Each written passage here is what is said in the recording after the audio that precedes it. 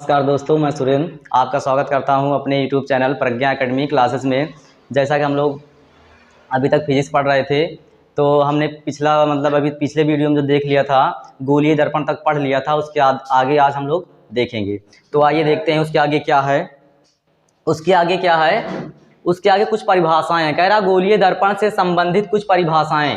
तो कुछ परिभाषाएं में क्या है उनको देख लेते हैं, क्योंकि बिना परिभाषाओं जब तक इसको नहीं देखेंगे, जब तक हम न्यूमेरिकल नहीं कर पाएंगे।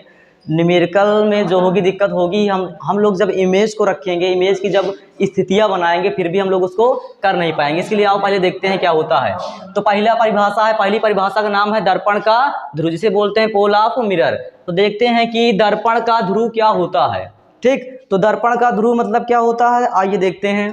हमने पहले एक देख लिया, परिभाषा लिख लिए हैं। कह रहा गोलीय दर्पण के परावर्तक पृष्ठ, गोलीय दर्पण, क्योंकि हम लोग गोलीय दर्पण पढ़ रहे हैं। कह रहा गोलीय दर्पण के परावर्तक पृष्ठ। परावर्तक पृष्ठ का मतलब होता है ऐसा पृष्ठ जिसका क्या हो, परावर्तक क्या हो। जैसे हमने बना लिया एक, ये अंदर वाला जो है क्या है, परावर्तक पृष्ठ है, तो इसे ही क्या बोलते हैं, परावर्तक। कह रहा परावर्तक पृष्ठ के मध्य बिंदु को दर्पण का ध्रुव कहते हैं, इसे P से प्रदर्शित करते हैं। देखिए ये क्या है, ये एक हमने बना लिया दर्पण, और दर्पण में कह रहा है दर्पण जो है इसके मध्य बिंदु, इसका मध्य बिंदु क्या होगा, यहाँ होगा, और इसी मध्य बिंदु क्या कहते हैं, ध्रुव कहते हैं।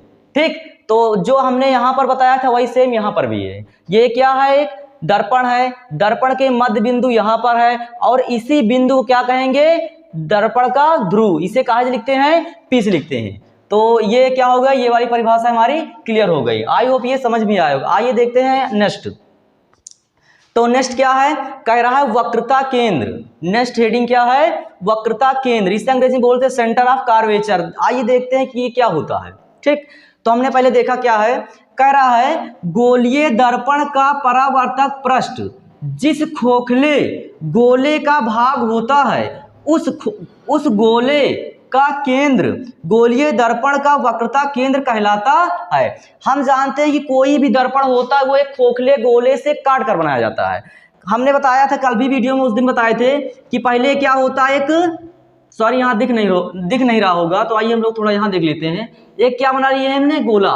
हमने बताया था गोला होता है वो भी क्या होता है, खोखला होता है। तो खोखला एक गोला बन गया है, और हमने बताया इसको बीच से क्या कर लिया जाता है, काट लिया जाता है। तो उसी प्रकार हमने ये बनाया है। ये देखो ये क्या है, ये क्या है, यहाँ तक दर्पण है, और ये कटा हुआ भाग, इसलिए हमने इसको डॉट से दर्शाया है। तो ये पूरा बन गया क्या, एक गोला। और गोला अगर बना है तो गोले के बीच में कोई सेंटर भी तो होता है, कोई केंद्र भी तो होता है। तो इसका केंद्र जो होगा ये होगा, और इसी केंद्र को क्या कहते हैं, वक्रता केंद्र। तो आइए फिर समझते हैं। कह रहा है कि जो दर्पण होता है वो जिस खोखले गोले से काट कर बनाया गया होता है। क्यों, क्योंकि जो दर्पण होता है वो खोखले गोले से काट कर बनाया गया होता है। तो ये जिस खोखले गोले से काट कर बनाया जाता है, उस खोखले गोले का केंद्र, हमने बताया अगर कोई भी गोला हो, अगर कोई भी चीज होता है तो उसका एक केंद्र होता है, और वही केंद्र, इसका केंद्र ये है। इसका मतलब एक खोखला गोला था और काट कर बाद में बनाया गया था, तो पहले तो गोला ही था, तो उस गोले का जो केंद्र है वो क्या कहलाता है, वक्रता केंद्र कहलाता है। और इसे कहा लिखते हैं भैया, C से लिखते हैं। तो आप लोग इसको जरूर याद रखिए, किससे लिखते हैं, क्यों, क्योंकि जब लोग प्रतिबिंब की स्थितियां पढ़ेंगे तो इसका काम आएगा, बिना इसके प्रतिबिंब की स्थितियां नहीं हो पाएंगे। और पेपर में एक दो क्वेश्चन तो फिक्स है, को हर बार क्या होता है, पूछा जाता है। आइए देखते हैं इससे संबंधित कुछ और परिभाषाएं। तो हमने अभी 2 तक पढ़ा था, तीसरी क्या है, कह रहा वक्रता त्रिज्या, रेडियस ऑफ कर्वेचर, ये क्या होता है। तो आइए जानते हैं। कह रहा है वक्रता केंद्र तथा ध्रुव के बीच। अभी हमने इससे पहले देखा, वक्रता केंद्र देख लिया, वक्रता केंद्र कहां पर होता है, यहां पर होता है। इससे कहा लिखते हैं, C से लिखते हैं। और कह रहा ध्रुव कहां पर होता है, यहां पर होता है। इनके बीच की जो दूरी है, ये लाइन नहीं, इनके बीच की दूरी, जितनी भी डिस्टेंस है वो क्या कहलाएगी, वक्रता त्रिज्या कहलाएगी। ठीक, तो आगे देखते हैं। कह रहा इसे R से प्रदर्शित करते हैं। ये जो बीच की दूरी है, जो वक्रता त्रिज्या है, इसे कहां से प्रदर्शित करेंगे, R से। ठीक, तो आइए देखते हैं नेक्स्ट। कह रहा है अगला हेडिंग है मुख्य, सॉरी यहाँ पर 5 पड़ गया था, 4 देखते हैं। मुख्य अक्ष, प्रिंसिपल एक्सिस, इसे देखते हैं क्या होता है। कह रहा ध्रुव तथा वक्रता केंद्र अभी हमने ध्रुव देखा कहाँ पर होता है, ये होता है जिसे पी से लिखते हैं। और वक्रता केंद्र कहाँ होता है, ये होता है, ठीक लिख लिया है। कह रहा ध्रुव तथा वक्रता केंद्र से गुजरने वाली सीधी रेखा गोलीय दर्पण की मुख्य अक्ष कहलाता है।